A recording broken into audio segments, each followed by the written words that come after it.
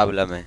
यदि कोई प्रॉब्लम नहीं रहेगा तो आज से क्लासेस चालू कर दिया जाएगा। हम लोग भी 2-4 दिन से लगे हुए हैं इसमें, पर सफल नहीं हो पा रहे हैं अभी पूर्णतया।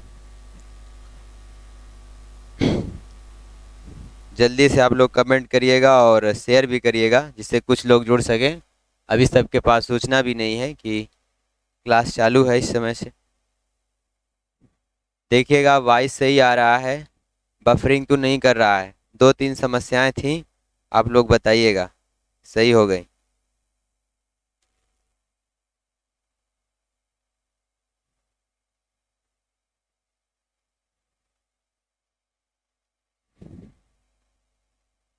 सर अब तो ठीक है वैसे। क्लास लें आगे।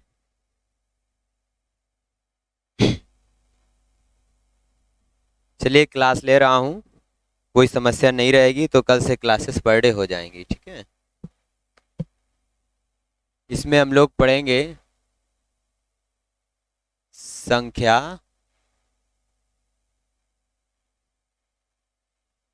संख्या पद्धति।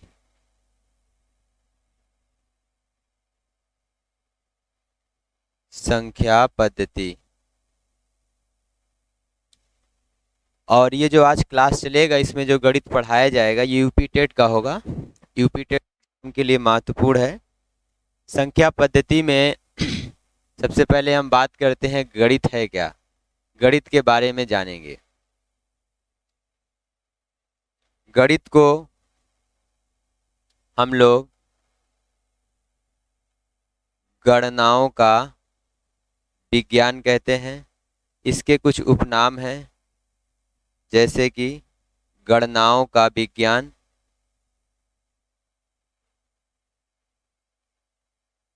अगला उपनाम है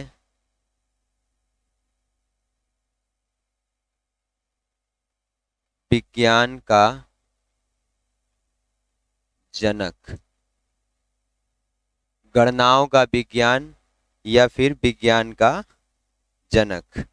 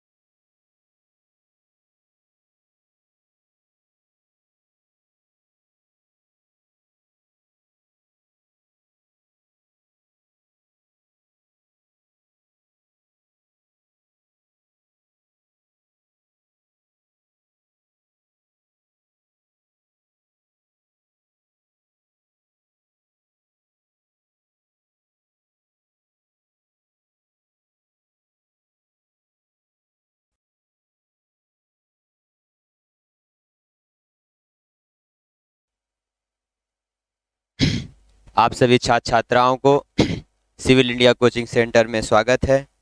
आज आपको संख्या पद्धति में कुछ यूपी टेट के लिए बेसिक चीज़ें बताई जाएंगी और बाकी यदि कोई समस्या है तो आप लोग बताइएगा, नहीं तो कल से आप लोगों का टाइम ऑनलाइन का सेट कर दिया जाएगा कि आपकी लाइव क्लास कितने बजे से कितने बजे तक रहेगी। अभी हो सकता है कि अभी हम फ़ोन में ही आप लोग कमेंट देख रहे हैं, कल सारी व्यवस्थाएं कर दी जाएंगी जो भी समस्या है। संख्या पद्धति में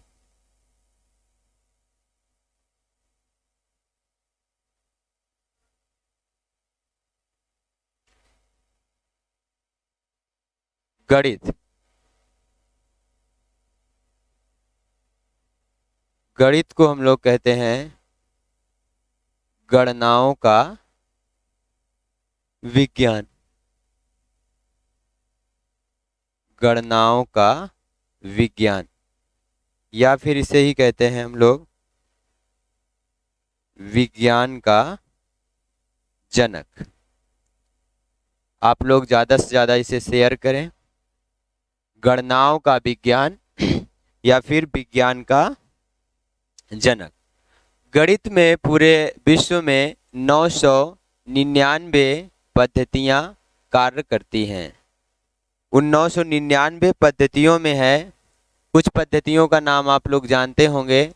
जैसे एक पद्धति है दशमलव संख्या पद्धति।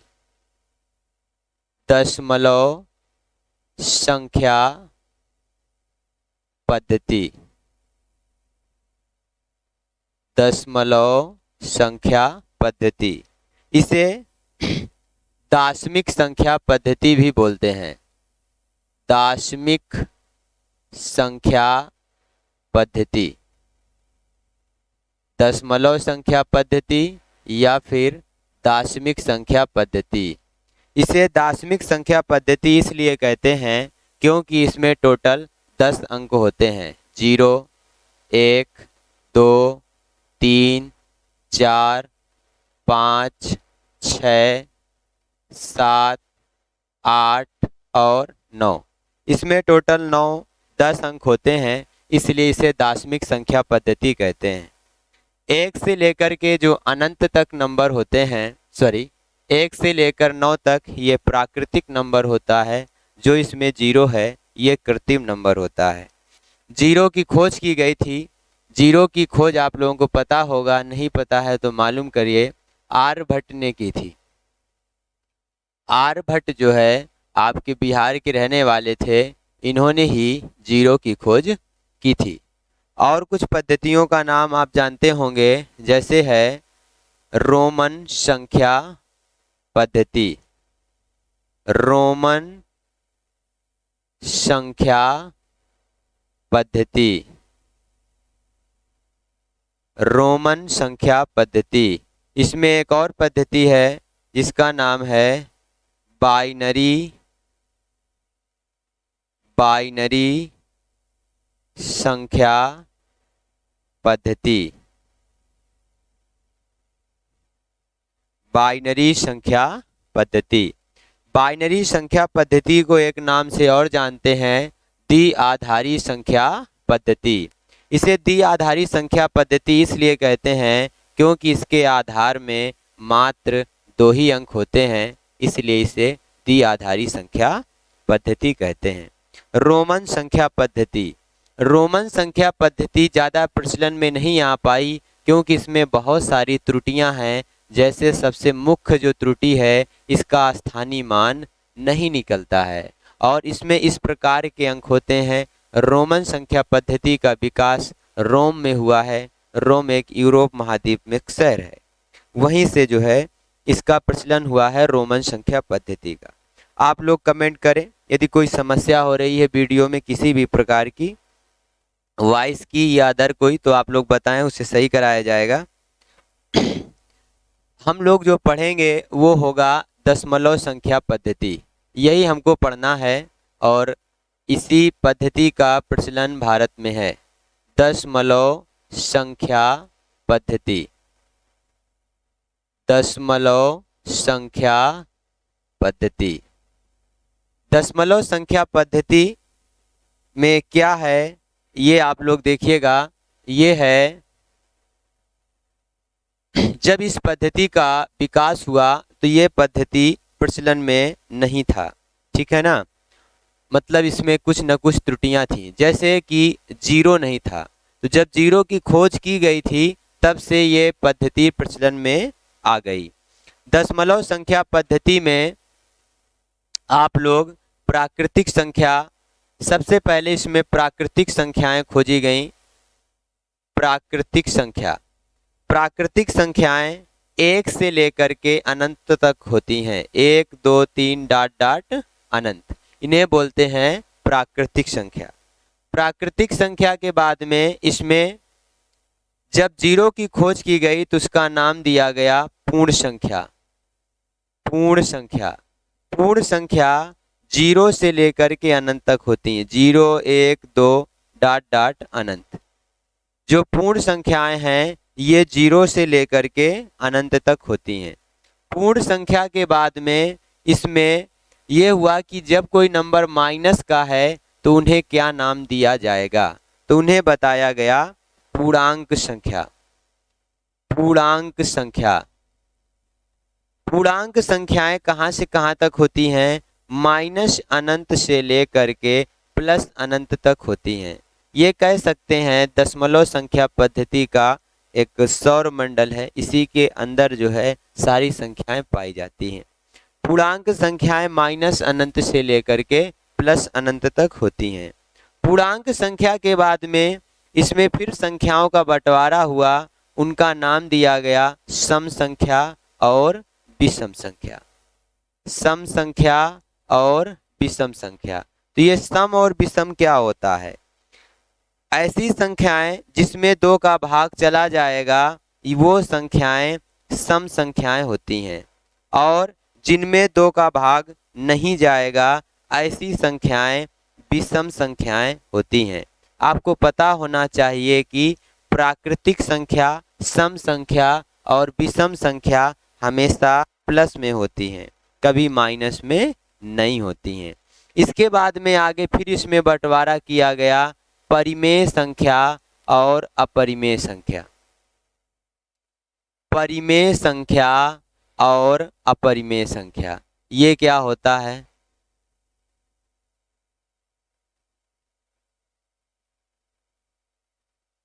परिमेय संख्या और अपरिमेय संख्या। परिमेय संख्या वो होता है ऐसी संख्याएं जो P/Q के रूप में लिखी होती हैं वो परिमेय होती हैं। जो P/Q के रूप में नहीं लिखी होती हैं वो संख्याएं अपरिमेय संख्याएं कहलाती हैं। P/Q के रूप का मतलब है, इतना तो आप लोग पढ़ लेते हैं पर जब प्रश्न आता है तो नहीं कर पाते हैं। समस्या ये है कि यदि कोई संख्या माइनस में है या प्लस में है, कहने का मतलब जितनी पूर्णांक संख्याएं होती हैं वो सब परिमेय होती हैं, जितनी दशमलव में संख्याएं होती हैं वो भी परिमेय होती हैं, और जितनी पूर्णांक संख्याएं, जितनी दशमलव में संख्याएं और जितनी भिन्न में संख्याएं होती हैं वो सब परिमेय कहलाती हैं। अपरिमेय संख्याएं कौन सी होती हैं, जितने प्रतीक चिन्ह होते हैं। प्रतीक चिन्ह का मतलब है पाई, डेल्टा, गामा, सिग्मा, ये सब जो है अपरिमेय होते हैं, जितने भी प्रतीक चिन्ह होते हैं। प्रतीक चिन्ह के अलावा जितनी जो है ऐसी संख्याएं जो रूट में होती हैं, रूट से बाहर नहीं निकल पाती हैं, ऐसी संख्याएं अपरिमेय संख्याएं कहलाती हैं। जैसे √2, √3, ठीक है, √5, √4 अपरिमेय नहीं होगा क्योंकि इसको बाहर निकाला जाएगा तो वो परिमेय बन जाएगा। समझ गए होंगे आप लोग, कमेंट करिएगा। आप लोगों को दिखाई दे रहा है साफ, कोई समस्या तो नहीं है, यदि समस्या है तो बताइए, अभी उसे सही कराया जा सकता है। तो ये आप लोग समझ गए, एक बार आप समझ लीजिएगा। और गणित के कुछ उपनाम हैं जिसे कहते हैं गणनाओं का विज्ञान या फिर विज्ञान का जनक। इसमें पूरे विश्व में लगभग 999 पद्धतियां कार्य करती हैं। पद्धति का मतलब होता है तरीका, और इसमें जो हम लोग पद्धति पढ़ते हैं उसका नाम है दशमलव संख्या पद्धति या दार्शनिक संख्या पद्धति। दशमलव संख्या पद्धति या दाशमिक संख्या पद्धति नाम इसका इसलिए पड़ा है क्योंकि इसमें टोटल 10 अंक होते हैं। 0, 1, 2, 3, 4, 5, 6, 7, 8, 9, इसमें टोटल 10 अंक होते हैं, इसलिए इसका नाम है दाशमिक संख्या पद्धति। इसमें 0 को छोड़कर बाकी प्राकृतिक अंक होते हैं। 0 एक कृत्रिम अंक होता है। इसकी खोज की गई थी, आर्यभट्ट ने की थी, और आर्यभट्ट आपके देश भारत के बिहार के रहने वाले थे, मतलब भारत में बिहारी। रोमन संख्या पद्धति ज्यादा प्रचलन में नहीं आ पाई। रोमन संख्या पद्धति ज्यादा प्रचलन में नहीं आ पाई क्योंकि इसमें बहुत सारी त्रुटियां हैं। त्रुटियां ऐसी हैं कि इसका स्थानीय मान नहीं निकलता है, इसका स्थानीय मान नहीं आता है। बाइनरी संख्या पद्धति, इसे एक और नाम से जानते हैं द्विआधारी संख्या पद्धति। कि इसे द्विआधारी संख्या पद्धति इसलिए कहते हैं, इसके आधार में मात्र 2 ही अंक होते हैं, 0 और 1। दशमलव संख्या पद्धति में जब बंटवारा किया गया तो सबसे पहले प्राकृतिक संख्याएं, प्राकृतिक संख्याएं 1 से लेकर अनंत तक होती हैं। पर जब प्राकृतिक संख्याएं खोज ली गई थी तो ये पद्धति पूर्ण नहीं थी। 0 की खोज की गई थी तो इसका नाम दिया गया पूर्ण संख्या। प्राकृतिक संख्याओं के समूह में 0 को शामिल करने से ये संख्याएं पूर्ण हो गईं। फिर आया पूर्णांक संख्याएं। पूर्णांक संख्याएं माइनस अनंत से लेकर के प्लस अनंत तक होता है।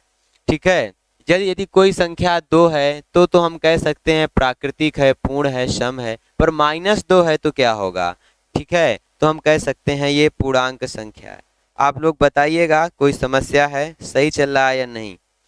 इसके बाद में सम संख्या या विषम संख्या। तो सम और विषम का बंटवारा प्राकृतिक संख्याओं में किया गया, जिसमें 2 का भाग चला जाएगा वो सम संख्याएं होंगी, जिसमें 2 का भाग नहीं जाएगा वो विषम संख्याएं होंगी। तो 2 का भाग किसमें चला जाता है? 2, 4, 6 डॉट डॉट अनंत, ये जो है सम संख्याएं होंगी, उधर वाली विषम होंगी। आपको पता होना चाहिए कि सम संख्या और विषम संख्याएं माइनस में नहीं होती हैं। फिर आगे लिखा हुआ है परिमेय संख्या और अपरिमेय संख्या। ठीक है ना, परिमेय और अपरिमेय क्या है? जो संख्याएं P/Q के रूप में लिखी जाती हैं वो परिमेय होती हैं, जो P/Q के रूप में नहीं लिखी जाती हैं ऐसी संख्याएं अपरिमेय संख्याएं कहलाती हैं। ऐसी संख्याएं अपरिमेय संख्याएं कहलाती हैं। चलिए अब हम लोग आगे पढ़ते हैं। ये तो हो गया।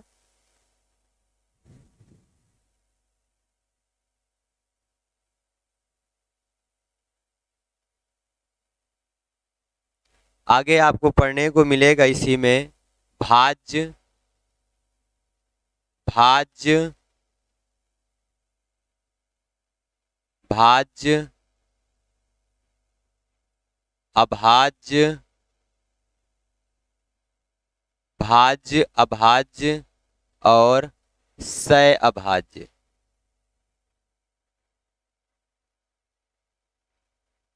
भाज्य अभाज्य और सह अभाज्य।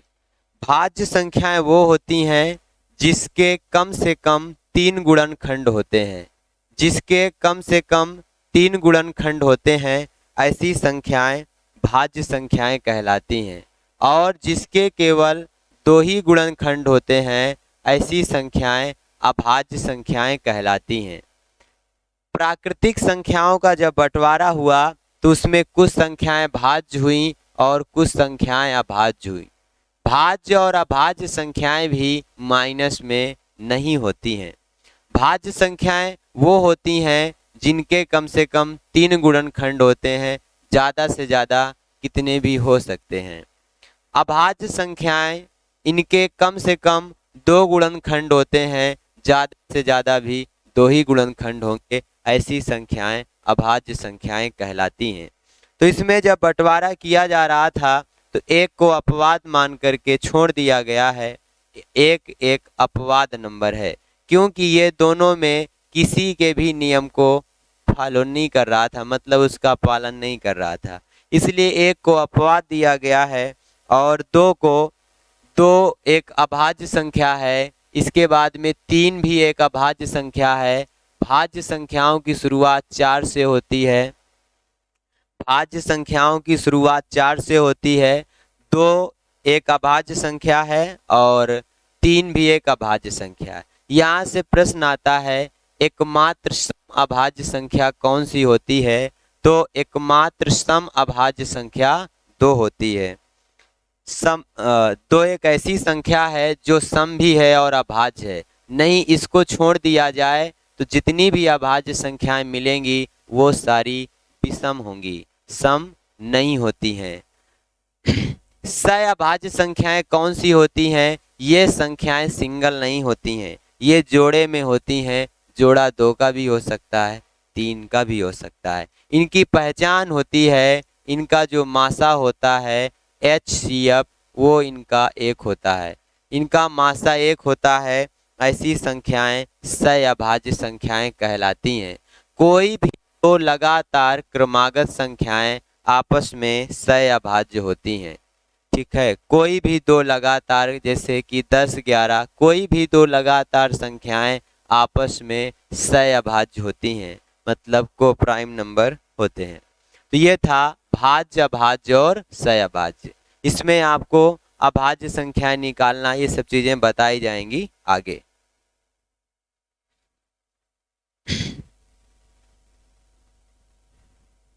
आज तो प्रैक्टिस करा नहीं पाएंगे, आज पढ़ाएंगे ही, क्योंकि प्रश्नों का इसमें टाइप हो नहीं पाए हैं।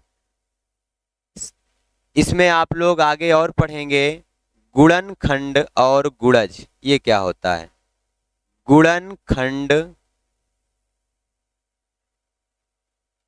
गुणनखंड और गुणज। गुणनखंड और गुणज में क्या अंतर होता है? ठीक है, जैसे मान लीजिएगा कोई संख्या है 4, तो जो 4 के गुणज होंगे वो 4 होगा या उससे सब ज्यादा होंगे। किसी भी संख्या के जो गुणज होते हैं उनकी संख्या अनंत होती है, पर किसी भी संख्या के जो गुणनखंड होते हैं इनकी संख्या सीमित होती है, जो कि ज्ञात की जा सकती है। इनकी संख्या सीमित होती है जो कि ज्ञात की जा सकती है, इसे बोलते हैं गुणनखंड। गुणनखंड को एक और नाम से जानते हैं, इसे भाजक भी कहते हैं।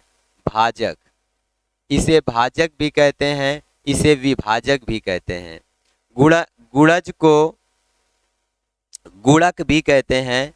तो आप भ्रमित ना हो, कहीं गुणक दे रखा है तो आप समझिएगा कि यही लिखा हुआ। ठीक है, यदि हम गुणज की बात करें तो गुणज अनंत होते हैं। गुणनखंड कैसे निकालते हैं?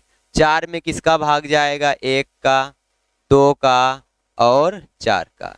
4 का भी भाग जाएगा, 2 का भी भाग जाएगा और 1 का भी भाग जाएगा। तो 4 के गुणनखंडों की संख्या कितनी है? 3।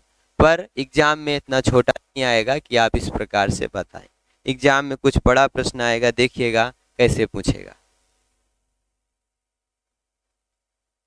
जैसे आपको प्रश्न दे दिया संख्या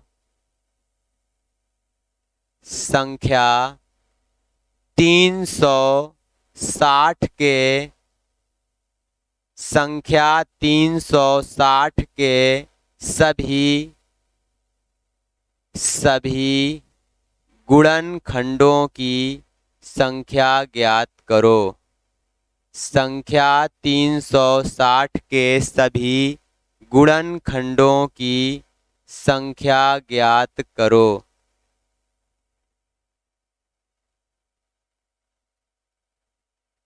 संख्या ज्ञात करो।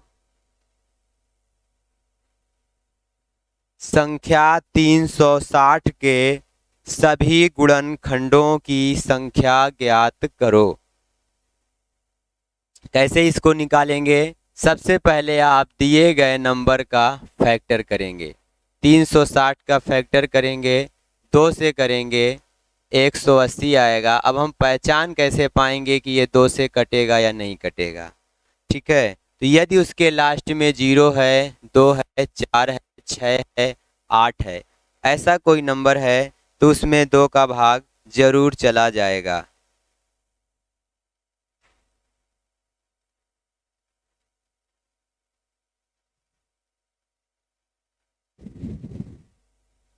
बंद हो गया है सर।